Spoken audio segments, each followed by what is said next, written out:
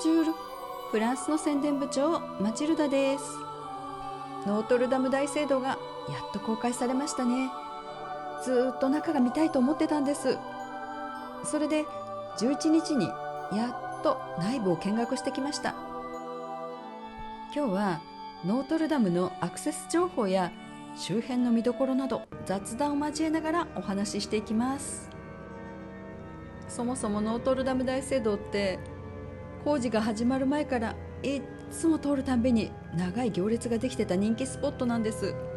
それに工事が終わったばっかりなので、旅行者の方以外にも地元の人だって早く中を見たいと思ってるんですよね。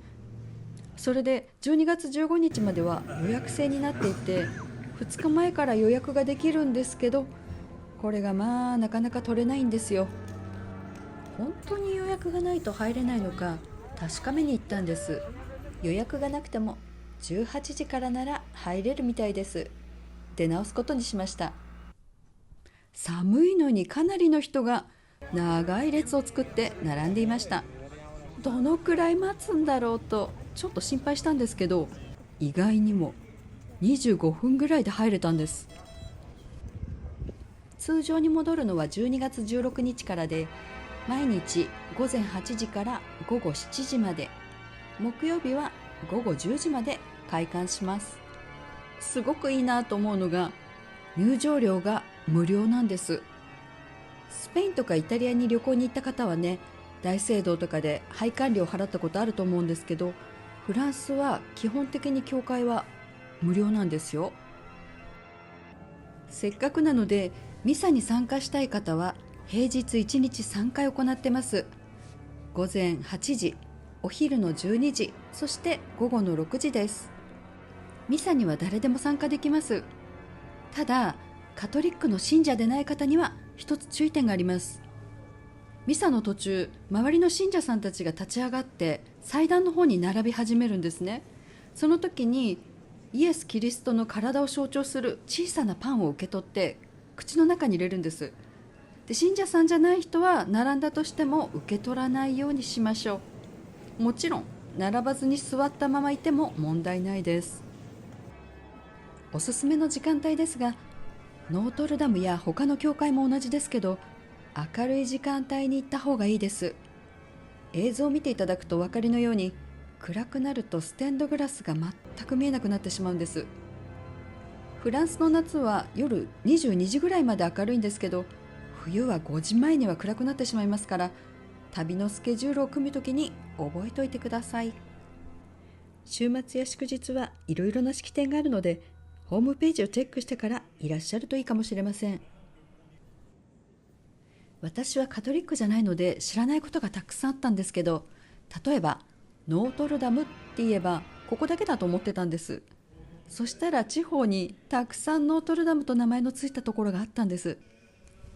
フランス語でノートルダムとは私たちの貴婦人、それは聖母マリアのことを指します。この大聖堂が聖母マリアに捧げられた場所だということを知ると、12月8日が公開日に選ばれた理由が見えてきます。12月8日は聖母マリアが罪の汚れなく生まれたとされる教えを祝う日で、多くの国で祝日や特別なミサが行われています。私の住むカルチエラタンでも街の中をマリア像が練り歩きました。家から行列が見えたとき、最初はデモだと思って外に出て様子を見に行ったんですけど、実際には火を灯したランプとか明かりみたいなものを持った人たちが静かに行進していました。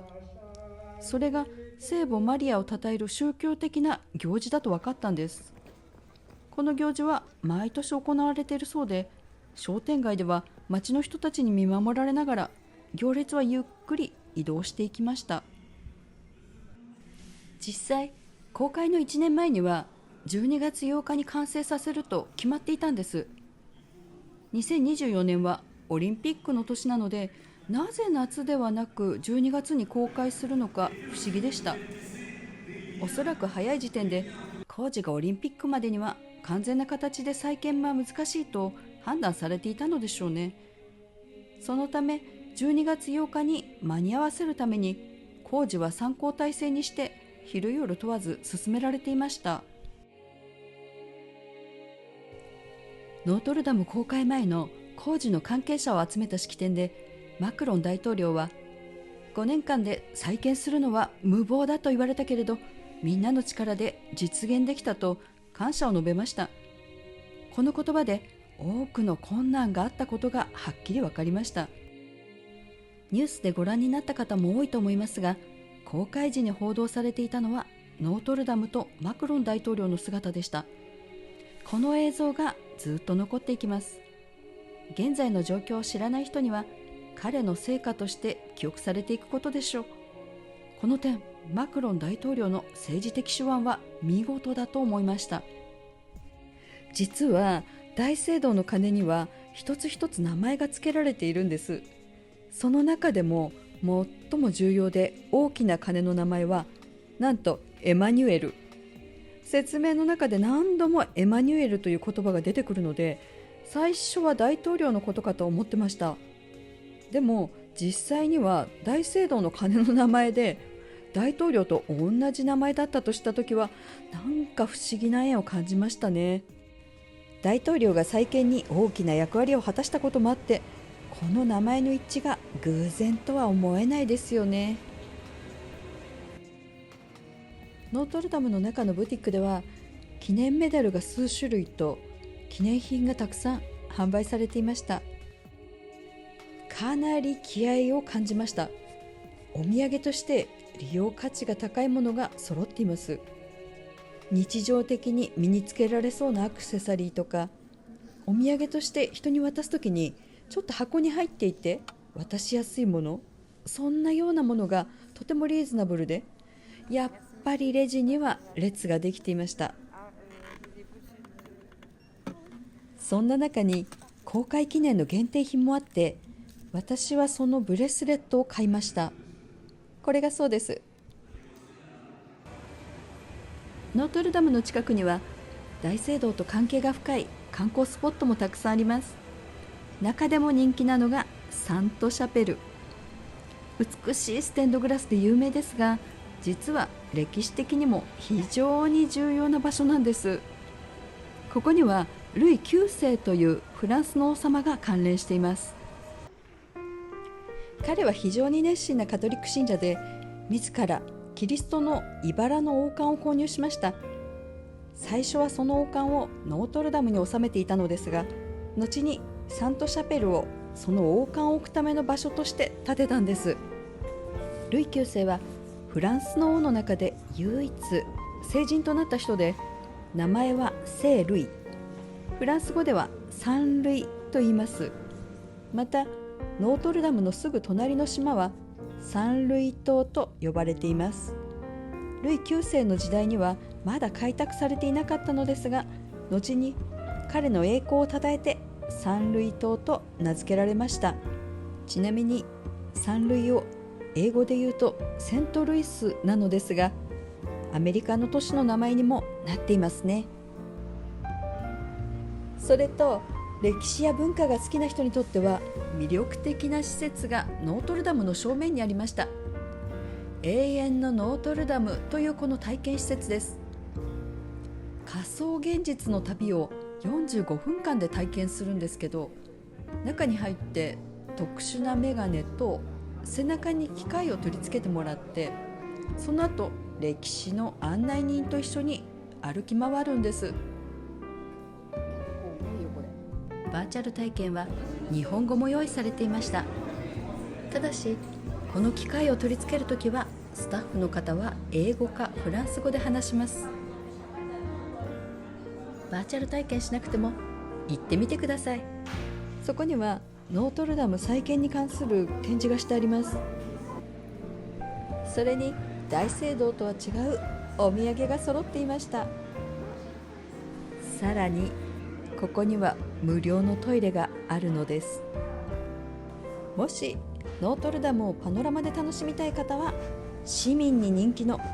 アラブ世界研究所の屋上がおすすめです。館内には美術館、図書館、レストラン、カフェなどが入っています。最後にノートルダムの近くで座ってゆっくりリーズナブルで美味しいものが食べたいなんて思ったらこちらがおすすめ。ノートルダム大聖堂から徒歩9分、ちょうどパンテオンとノートルダムの間にあります。地元の方たちで混雑しているので通るたんびに気になってたんですけど、ランチがあったので入ってみました。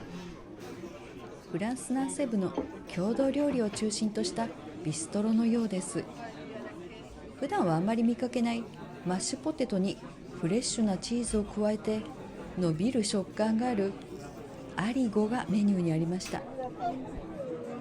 セットメニューは前菜とメイン、またはメインとデザート、どっちにも飲み物が1杯ついて20ユーロしないんです。出てきたお食事は間違いなく本格的なプロの味。実はパリってある程度お金を払わないとそんなに丁寧に作られていなかったりするんです。これだもん混んでるわけですよ。今日はノートルダムで見た感動を皆さんとシェアしたいと思って動画を作りました。楽しんでいただけたら嬉しいです。それではまた次回の動画でお会いしましょう。アビアント。高評価とチャンネル登録ありがとうね。ここズンチャズンチャズンチャズンチャよろしく。 Thank you.